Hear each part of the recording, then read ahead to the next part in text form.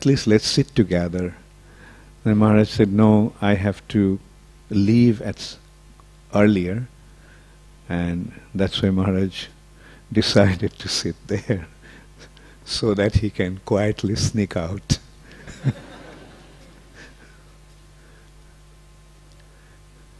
Hare Krishna. All glories to Srila Prabhupada. All glories to His Holiness Radhanath Swami Maharaj. All glories to the assembled devotees.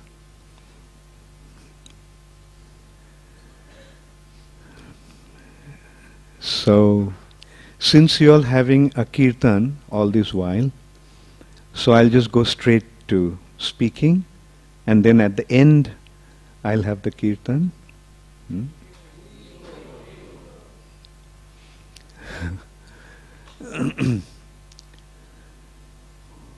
Om Ajnana Timirandhasya Jnananjana Shalakaya Chakshurunmilitam Yena Tasmai Shri Gurave Namaha. Shri Chaitanya Manobhishtam Sthapitam Yena Bhutale Swayam Rupa Kadamaiham Dadati Swapadantikam Bandeham Ro Shri Juta Padakamalam Shri Gurun Vaishnavangscha Shri Rupam Sagrajatam Sahagana Raghunathanitang Twang Sajivam Sadvaitam Sabadhutam Parijana Sahitam Krishna Chaitanya Devam Shri Radha Krishna Padan Sahagana Lalita Shri Vishakhanitangscha.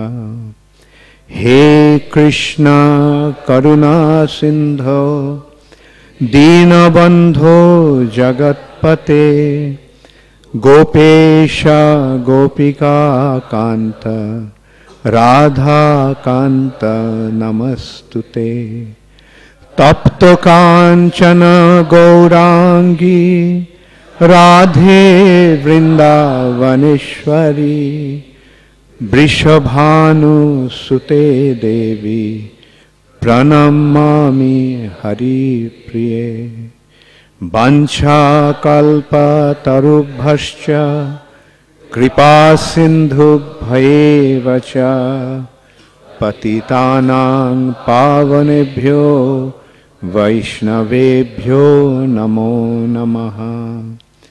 Shri Krishna Chaitanya Prabhu Nityananda Shri Advaita Gadadhar Shivashadi Gaura Bhakta Vrinda. Hare Krishna Krishna Krishna Hare Hare Hare Rama Rama Rama Hare Hare. Srila Prabhupada ki jai. Hare Krishna.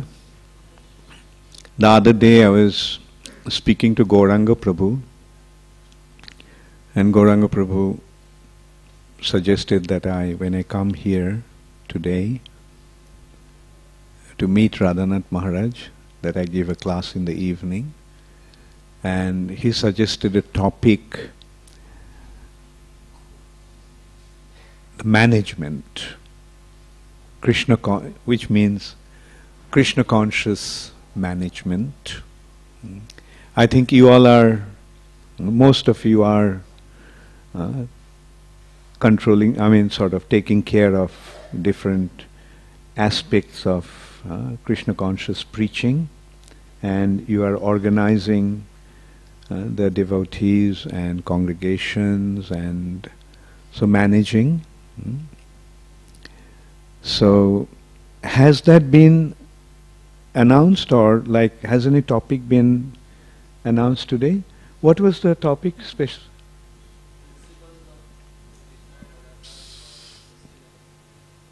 Okay, okay. The principle of Vaishnav Sadachar for sustainable leadership. Yes. So I summed it up as Krishna conscious management. Okay. Since I made that point, management, let us... leadership actually means to lead, to manage. And on the material context, management means to control the affairs of controlling the affairs of an institution, and that is done by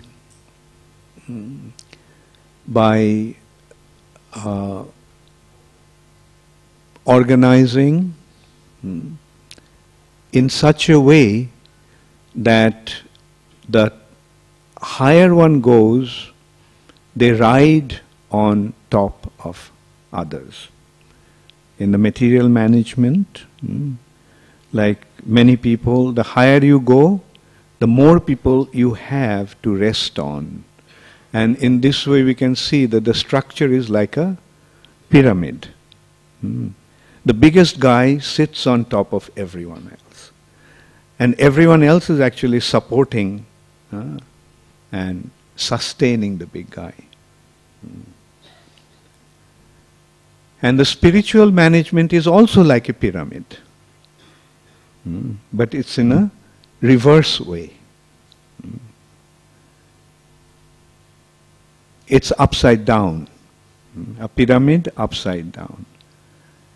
There the top guy, the biggest personality, is sustaining everyone else. And who is the biggest personality? Krishna. So here's the difference. The material management is based on the principle of, whether we like it or not, is based on the principle of exploitation. Whereas spiritual management is based on service. Like taking care of others, supporting others.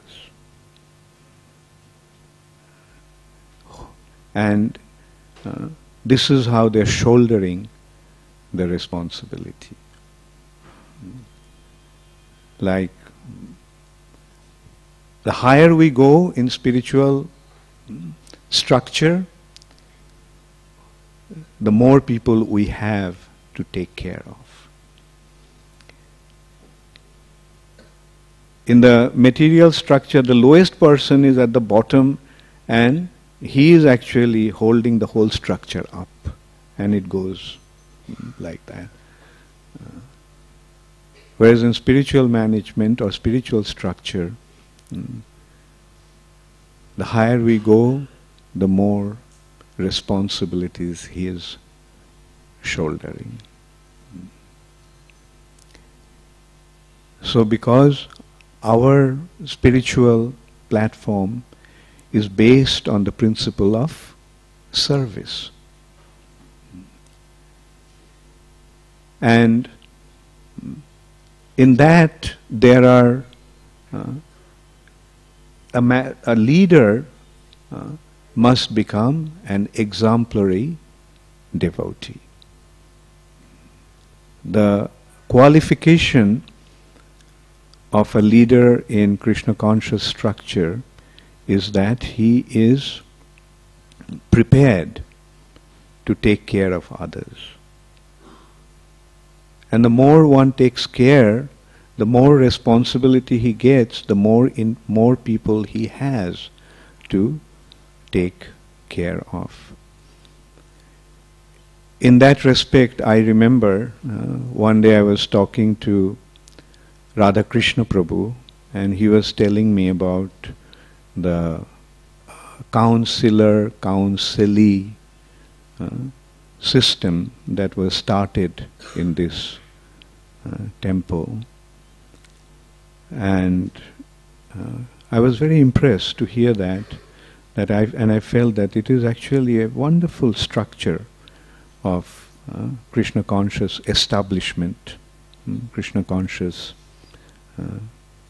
institution.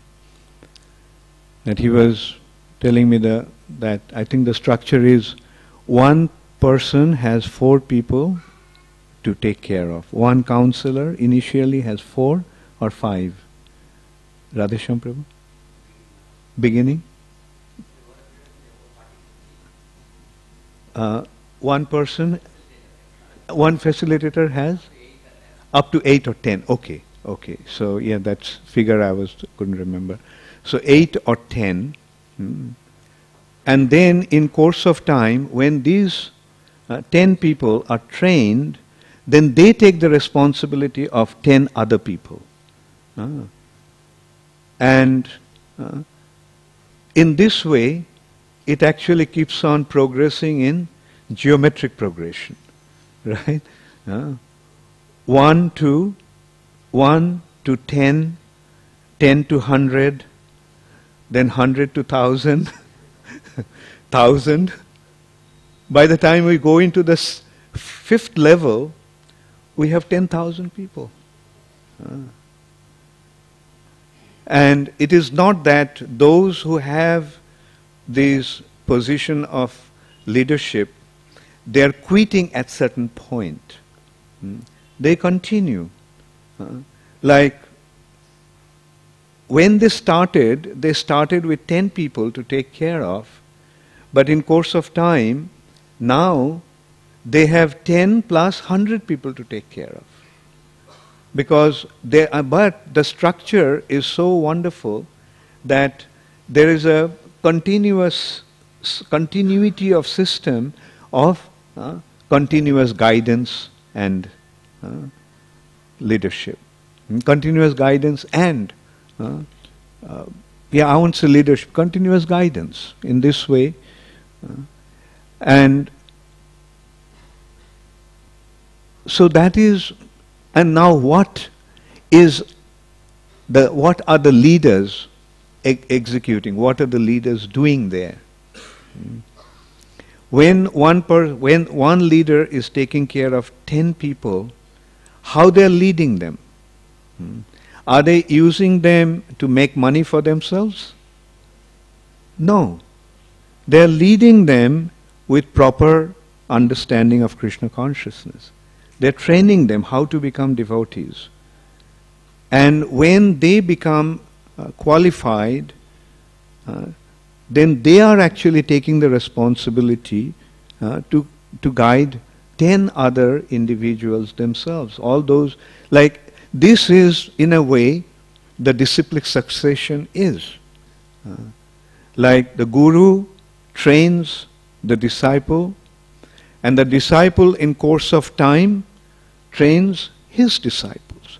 He assumes the responsibility of becoming a spiritual master.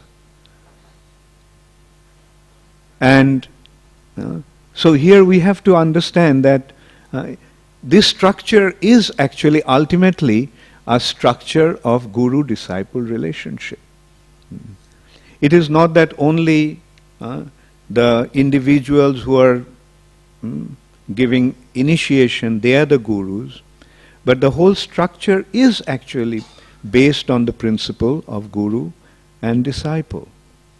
Whoever is imparting the knowledge, whoever is guiding in the line of Krishna consciousness is a spiritual master. And that's how Sri Chaitanya Mahaprabhu also was spreading Krishna consciousness all over the world. Jai Shri Shri Radha Gopinath ki Jai. Jai Shri Shri Giridhari Gopal ki Jai. Jai Shri Shri Gaur Nitai ki Jai. Jagat Guru Srila Prabhupada ki Jai. Sri Chaitanya Mahaprabhu also was preaching Krishna consciousness all over India in this way. Chaitanya Mahaprabhu went to some place, and when he was traveling, he used to stop in the house of some Brahmana at night, and throughout the night he would do Ishtagoshti. Throughout the night he would teach those who assembled there the process of Krishna consciousness, the science of Krishna consciousness. And then before leaving, Chaitanya Mahaprabhu would tell them that now whatever I taught you, you go and teach it to others. Jare dakho, tare kaho, Krishna upadesh. And Mahaprabhu emphatically said, Amar aggai guru hoiya taro ei desh. In my order, you become a spiritual master. So the spiritual master is he who imparts Krishna consciousness, who gives us knowledge about Krishna. So whoever does that is a spiritual master. And that's why we have to see our structure, the Krishna conscious structure, is based on these two very simple principles.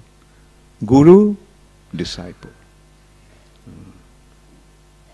And the disciple doesn't remain, although the disciple wants to remain a disciple all the way,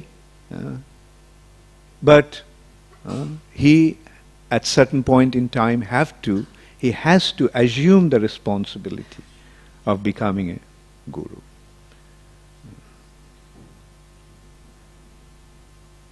The guru doesn't think that he has become a guru. He simply considers himself to be the humble servant of his spiritual master. And whatever he learned from his spiritual master, he imparts it to whoever he meets, whoever comes to him. And in this way, he assumes the role of the spiritual master. And then Mahaprabhu said, Amar aggai guru hai, jare dakho tare kaho Krishna upadesh. Instruct everyone, whoever you meet. Whoever you meet, you instruct him about Krishna. Krishna upadesh.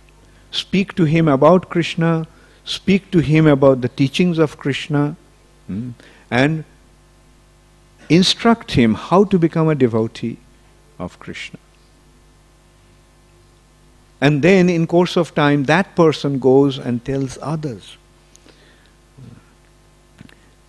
And in a way I could see that the same principle was actually being followed through this system here, and we have seen how wonderfully effective this system has become. And today in this temple there are so many thousands of people are benefiting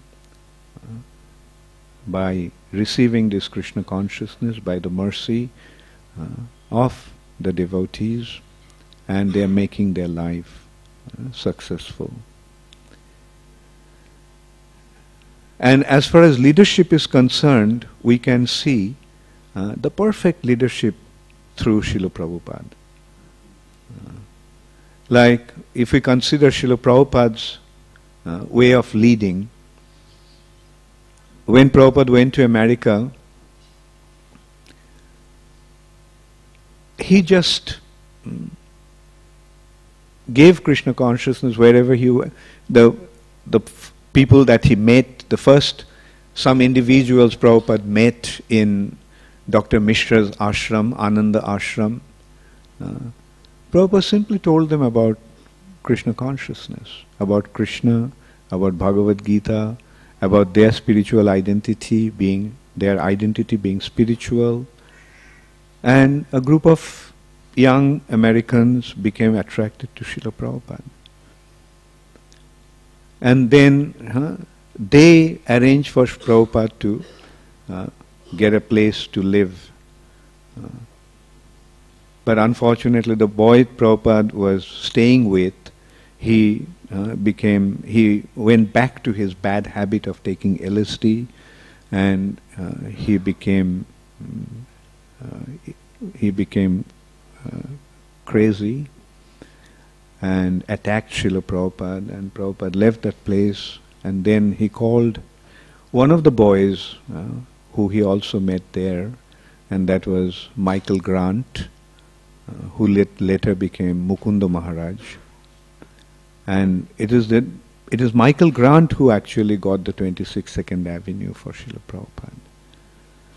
And Prabhupada simply started to give discourses on Bhagavad Gita in the evening. And most of the boys who started to come to see Srila Prabhupada, to these programs, they did not come so much for listening to Bhagavad Gita or the philosophy of Krishna consciousness. They loved Prabhupada's singing. They used to come to 26 Second Avenue, which was known as the Matchless Gift.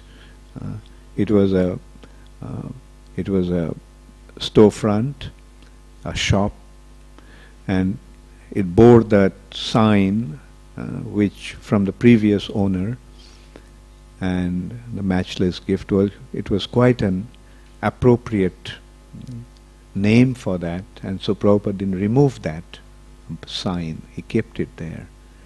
And they used to come there to make music with Swami. And then gradually they started to listen to Srila Prabhupada's teachings, and they just became attracted to Srila Prabhupada because he was such a wonderful personality. Here is also another consideration, that when one becomes a devotee, all the divine qualities become manifest in him. That is the qualification of a devotee. Jashasti bhaktir bhagavat takinchana sarvai gunais tatra samasate sura. All the qualities of the demigods become manifest in the personality of a devotee. When one accepts the process of devotional service, all the divine qualities become manifest in him. And as a result of that, he becomes very, very attractive. And that's what happened. These boys and girls, although they were much younger, Srila Prabhupada was 70 years old, and the culture at that time, the counterculture of America at that time, they didn't trust anybody who was beyond 30. They thought that they were from another world, they are from another generation. They didn't trust anyone. They used to even openly say that they don't trust anyone who is above 30. Now here, they submitted themselves to somebody who was 70 years old at that time. They trusted him. Not only they trusted him, they loved him. Why? Because Srila Prabhupada was so attractive. And Srila Prabhupada's attraction became manifest to them in the way Srila Prabhupada used to take care of them. Although Prabhupada did not have money at that time, whatever little money he collected, with that, on Sundays, he used to go to Chinatown, because it was close by, and in Chinatown the things are cheaper. So he used to buy the vegetables and ingredients in Chinatown, and he used to cook a feast. And all these young boys and girls used to come and partake to that feast. And that's how the Sunday love feast started. So Prabhupada himself used to cook for them. And after eating those prasad, they used to leave. The place was dirty, the pots were unclean, and Srila Prabhupada had to clean them himself. The 70-year-old man was cleaning the place and washing the pots himself after feeding them. So this is the way Srila Prabhupada took care of everyone. And that is why everyone became so touched by Srila Prabhupada. And when Prabhupada found that they liked gulab jamun, Prabhupada made some gulab jamun and they loved it. So Prabhupada started to make gulab jamun and he would keep it in a jar. And whoever came and they could help themselves. And this gulab jamun became so popular, there was a slogan at that time. They used to call it ISKCON bullet. And there was a slogan, a bullet a day keeps Maya away.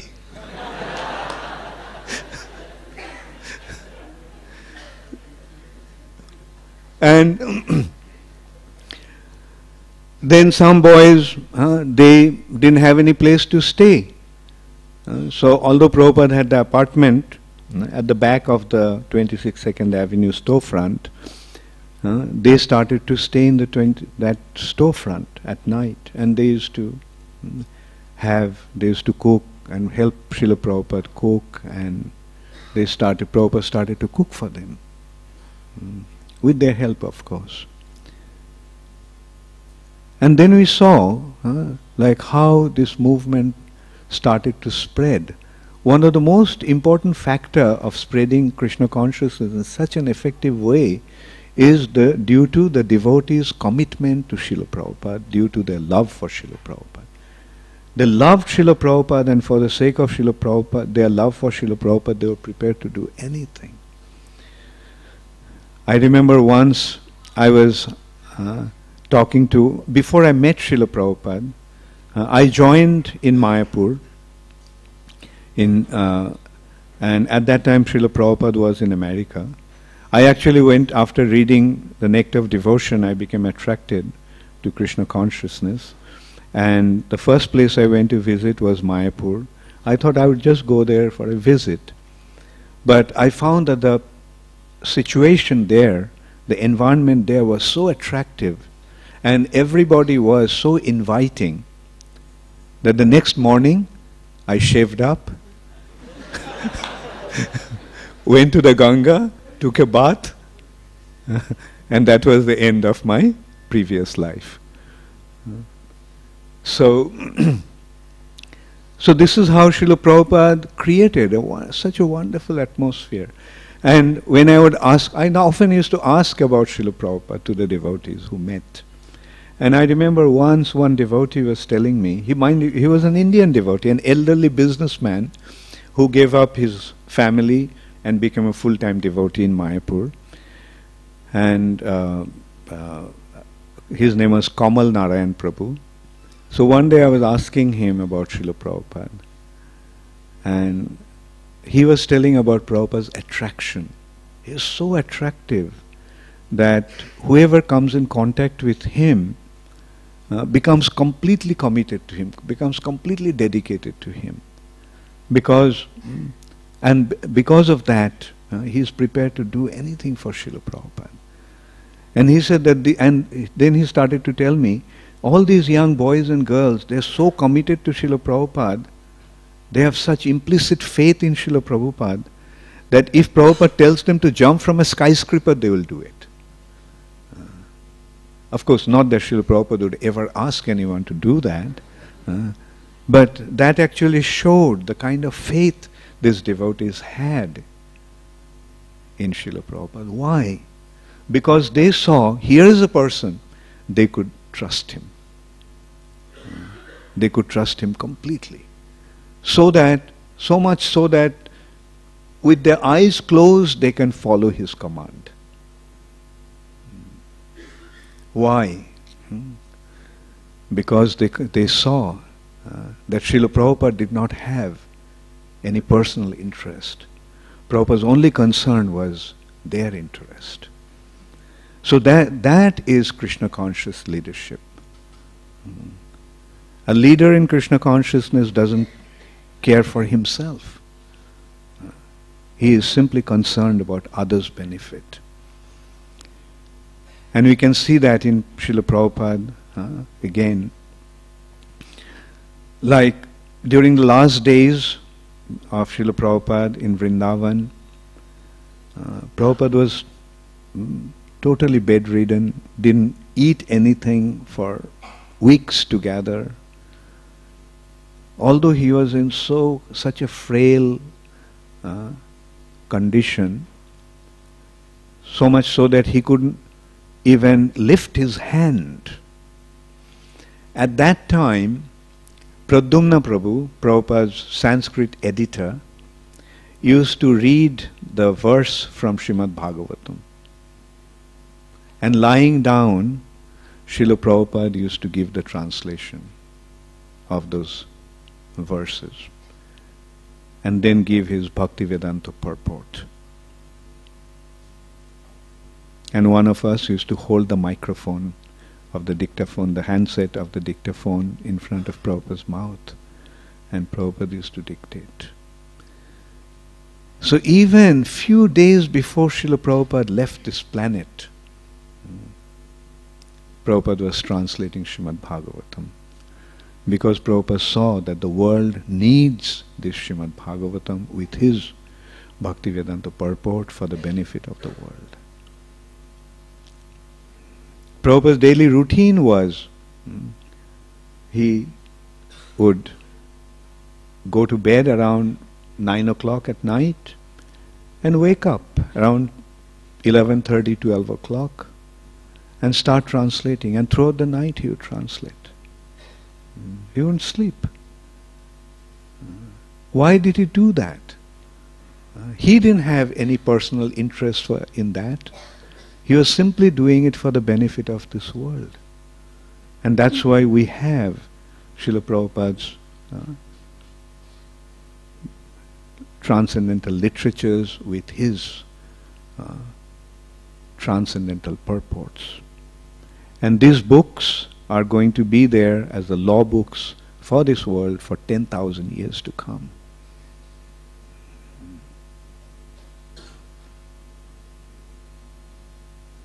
And we saw that in Srila Prabhupada's disciples. They sacrificed everything in order to serve Srila Prabhupada. In one hand, their consideration was to serve Srila Prabhupada, and at the same time their concern was to benefit this world. They went to the remote corners of the world and started to spread this movement, establish Krishna consciousness in different parts of the world. From 26th 2nd Avenue, this Michael Grant was instructed by Srila Prabhupada. Now you go to San Francisco, because San Francisco was the place where everything was happening those days, where all the youth were running into Golden Gate Park in Haight-Ashbury area. And Prabhupada told him that you go to San Francisco.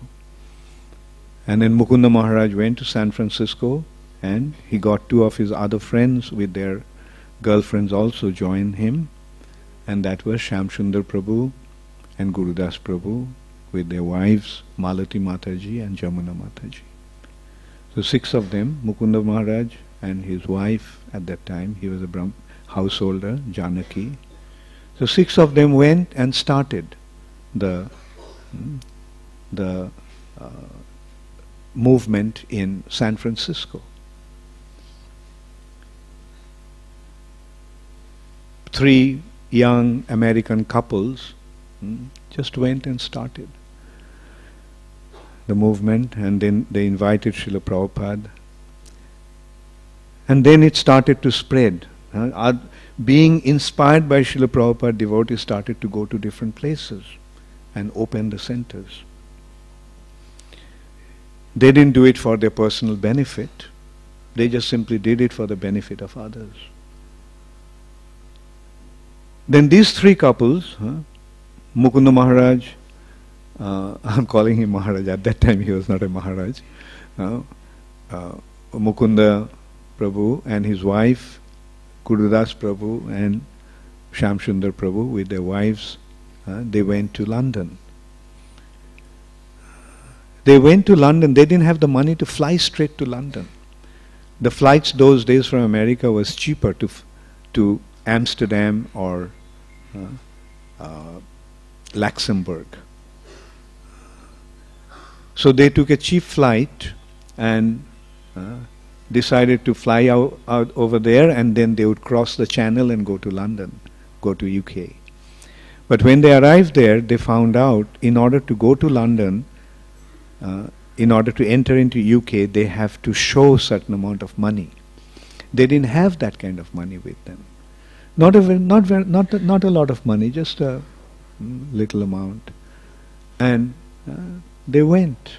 They didn't have the money, so they put all the money together, and one couple went across the channel to UK and sent the money back to Amsterdam for the second couple to go. Then they sent the money back for the third couple to go. In this way they went there. And then they didn't have any place to stay. They didn't know anybody in England.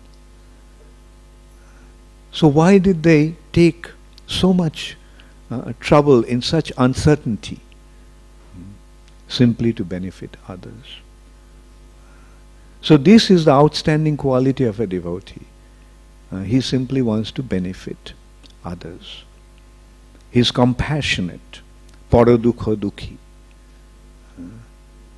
Seeing the suffering condition of others, they want to help them to overcome their difficult situation and find a life of real happiness and joy. So, and when we act in that way, that becomes the ideal leadership, and that leadership is naturally sustainable.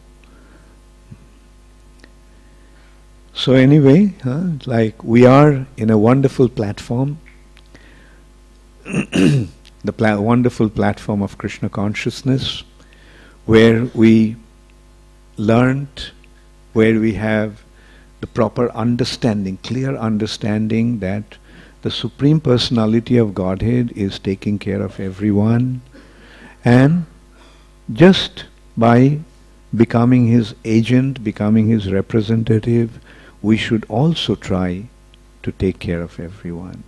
Because in this material nature, the Lord doesn't act directly. He acts through His devotees. Once in a while when He comes, when He incarnates, when He descends to this material nature, then only He acts Himself. Otherwise, the Lord acts through His agents. General affairs of this material nature is conducted by the demigods, who are the agents of the Supreme Personality of Godhead. But the spiritual aspect of the Lord's activities are conducted through the devotees of the Lord. And so our simple business here is to become the humble servant of the Lord and His devotees, become His representative, and try to benefit others on His behalf, try to take care of others on His behalf. And by doing that, we get closer to the Lord ourselves and help others to come close to the Supreme Personality of Godhead. And in this way we create a spiritual atmosphere in this material world. Thank you all very much. All glories to Srila Prabhupada. Gaur Premanande Hari Hari Bol.